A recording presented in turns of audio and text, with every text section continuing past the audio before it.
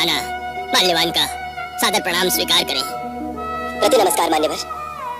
आपके दर्शन से आज मैं जो यहाँ पे खड़ा हूँ एक लड़के के बदौलत खड़ा हूँ मैं। लड़की जी, जिससे मैं प्रेम करता हूँ। अच्छा। 2 साल से। ठीक है, तो गुरुजी आपकी प्रेमिका आपको यहाँ लेके आ गई?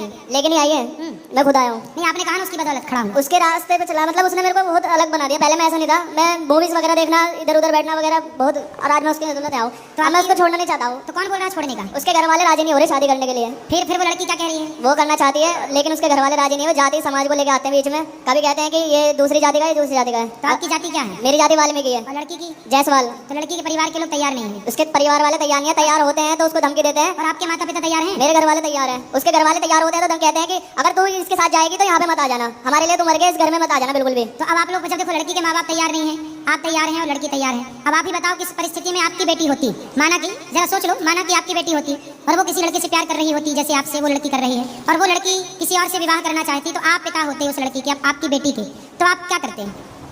आप करा देता। प्रेमानंद महाराज जी गुरुदेव जी हैं जो उन्होंने सवाल बताए थे कि जिस लड़के से एक बार प्रेम कर लिया उसको कभी छोड़ना नहीं चाहिए, तो मैं तो उनके कहे पे चल रहा हूँ। तो जब प्रेम किया था तब महाराज जी से पूछ के गए थे कि महाराज जी हम कर लें प्रेम?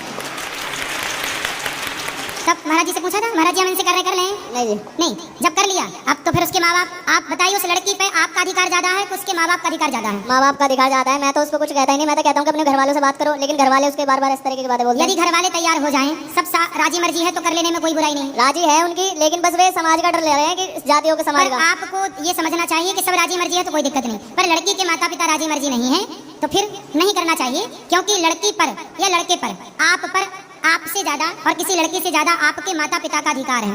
ऐसे किसी भी लड़की पर जब आपकी बेटी होगी ना तो उस बेटी पर आपका अधिकार ज्यादा होगा। आप मतलब आप माँ बाप का, तो लड़की पर किसका अधिकार ज्यादा है? माँ बाप का। इसलिए उसके माँ बाप की राजी मर्जी होना यही धर्म है। बस यही धर्म है, मैं तो इसी धर्म के अनुसार चल रहा हूँ। मैं किसी और लड़की की तरफ हाथ उठा के नहीं देगा। अगर उसके घर वाले राजी हो गए ठीक है, वरना मैं आपके शरण में आ जाऊंगा हमेशा के लिए। ठीक है, अच्छा बात कर लो, भगवान करे आपका जीवन सुखी रहे।